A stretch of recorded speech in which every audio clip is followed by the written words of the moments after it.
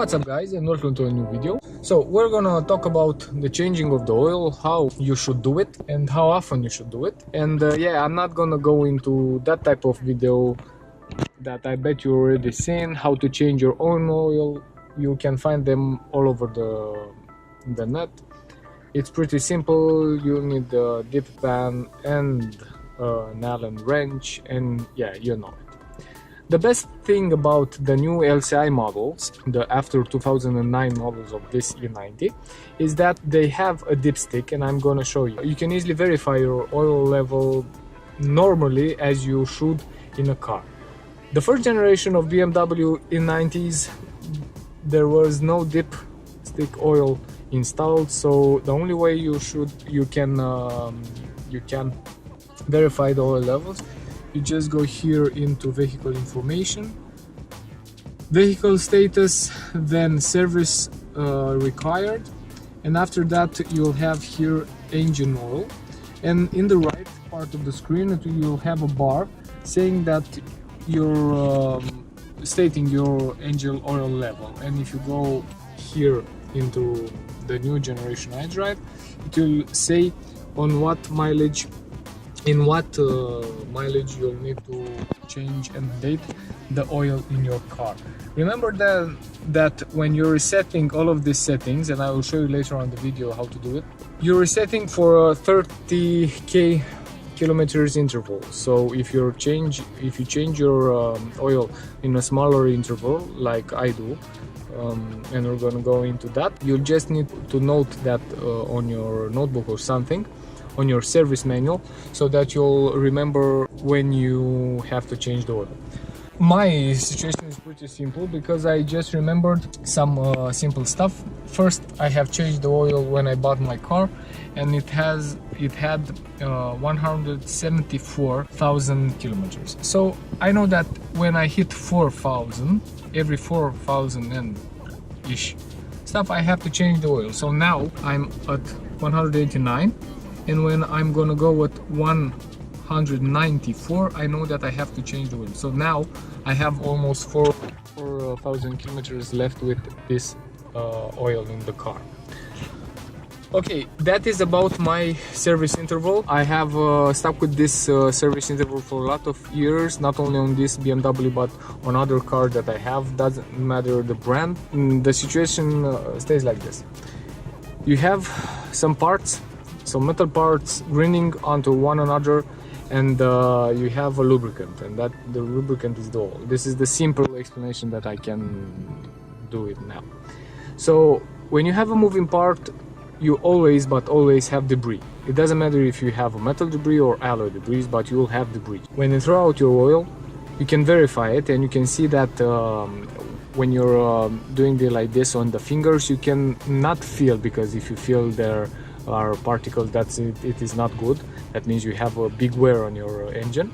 But you can see in the light reflection what type of particles there are in the oil, and almost in any car you have some debris. Or what's with that debris? That debris can clog up your drainage system, or can clog up all your internals. And the most important thing, oil is not on the manufacturer specification, and it cannot lubricate and cool down your engine parts. So yeah, that is why I stick with a smaller interval. I know that there are a lot of guys doing it, and BMW says, I think it's a long life oil, and yeah, I have seen engines with the oil change at 35,000 kilometers or 45, and believe me, it is not a really nice thing and perspective to see, because that oil, I just cannot call it oil. I don't know if you ever saw a high mileage engine by its internals, but it has a smudge on it on every type of motor. You can search it on here on YouTube and see how it compares to a motor that an engine. And yes, it is both words are okay in English, engine and motor. Search on the web, because I had some comments on that. So I was going on about the motor. You can see easily that a well-maintained engine it is a lot cleaner on the inside if you do your checks more regularly. So yeah, on this part of the discussion, I do it mine on 10,000 kilometers, or if I just cannot reach that sum in 1 year, I do it at the end of the year. So if I do it on this winter, the next winter I'll do the change, even though I didn't reach this margin. But I often cross this margin and this threshold, and yeah, I change it anyways. And now about the oil types, I'm gonna show you what types of oil I am using and why I am using a oil over another oil, and hope you can understand the mini differences that made me not using one over another. I know this is a whole discussion over the internet. This is just my strictly type of preference. You can do it or you can't. It is up to you, and show you why I think you should use my version of the story. Okay, so now let's go under the hood, and I'm gonna show you the dipstick, and we're gonna look on the oil and see how it feels, how it smells, and yeah, how to check it.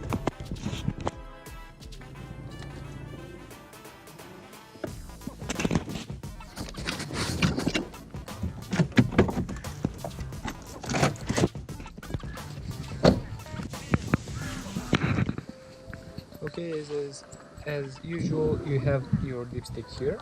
You just pull it out. Be careful of this margin here, because you can easily scratch your fingers. I'm gonna lay down the camera now, and let's take it out. So now the engine was running, and I don't know if you can see the dipstick, but it is all till the top. We'll let it sit for some minutes, and after that we will check the oil. Okay, so as you can see here, my paper towel. I don't know if I can focus enough. Yeah, the oil, it has almost, like I said, 6,000 kilometers, and it's working pretty good. Okay, something that you have to keep in mind: be careful when you put your dipstick in. You can see here that you have two types of O-rings. Be careful that to push it down all the way to feel this stop here, because if you don't, you'll leave it like this, and it is not okay. Okay, so till the end. I don't know if I can show you a look in my engine, but I want to show you how this engine looks. It's with this pressure. Okay, so it's a little bit fumes coming out. This is normal because I just want to drive. And let me show you something that it stunned me to. Film with my camera, my phone camera, and I'll show you. Let's see. Okay, let's put on the light. Okay, so as you can see there, the internals are pretty clean. You see that the light is reflecting on them, and the alloys are really clean.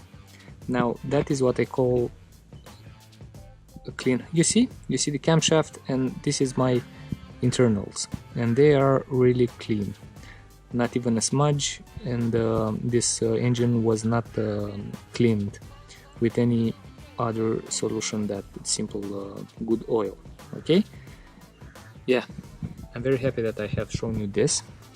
And now let's go back to the stand and see the discussion about the type of oil that I use and how it compares to the old one that I've been using. And yeah, keep in mind that on this cap here,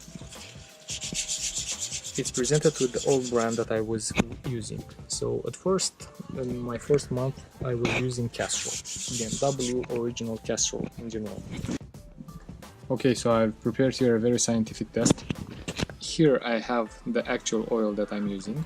So it's a specific LL04, specially designed for BMWs, and you have to respect this C3, ACF C3.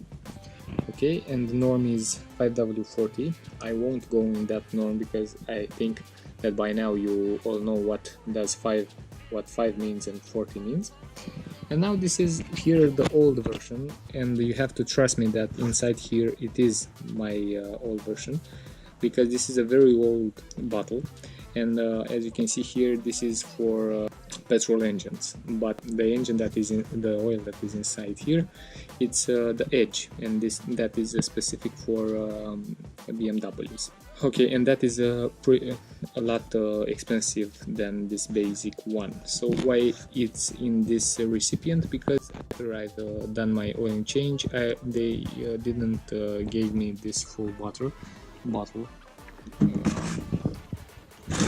and they poured me in a small container that they have laying around. So this is Castrol, but not Magnatec, it's Edge, especially for BMW. Okay, so this is the oil from that bottle, and this is the oil from that bottle. So let me put them in the light and show you something that I really was wanting to show you from the start of the video, why I choose this brand over this brand and why I didn't have any problems with this brand.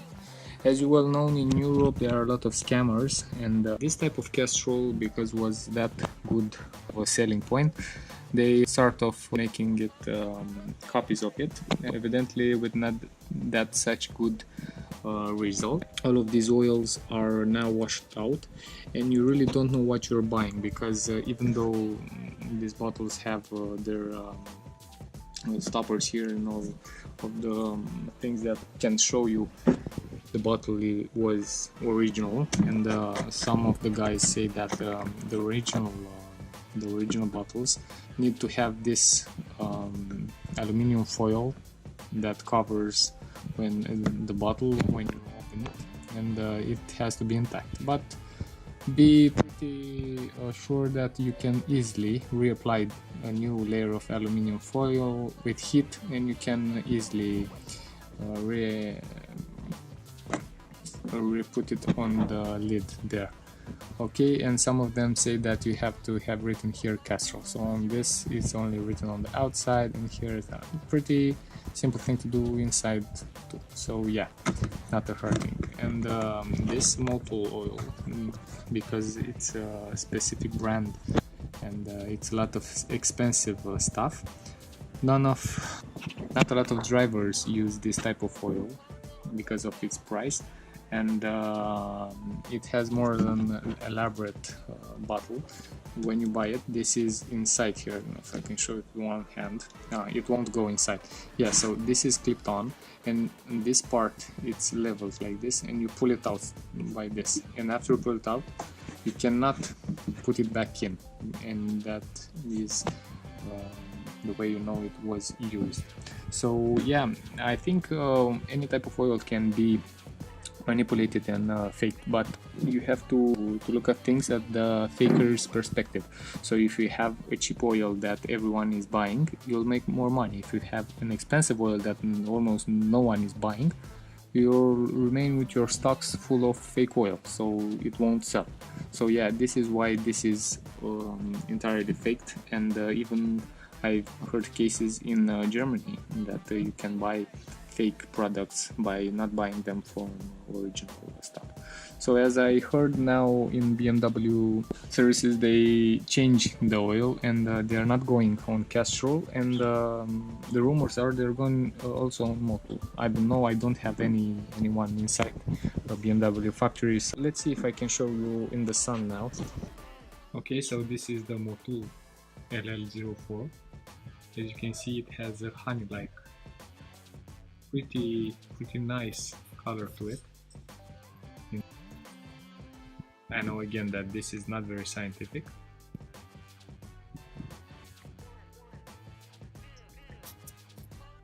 And this is the second one, the Castrol.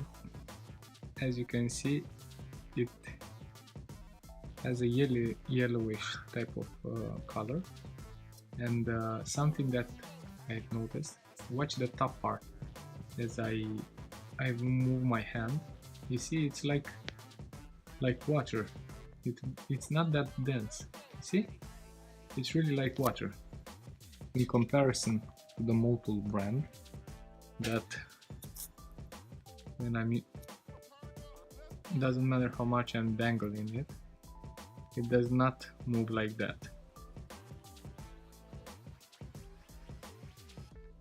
Let me show you. You see, it's more silky. You can really tell that this is a real oil, not a real oil, but you can real tell that this has a bit of more of a good side properties to really lubricate the engine. As the clip shows, you can see that this is more viscous than this, even though they have the same numbers. So this is not a sponsored video, guys. No one is paying me for this, and I don't have any reason this casserole, even though I have used it for 2 changes, I think now. But you asked for my honest opinion, and this is it. This one is the daily driver, and the one that I will stick for every BMW that I will own from now on. Hope you enjoyed this video. Please leave a thumbs up. Thank you again for subscribing, and see you in the next one.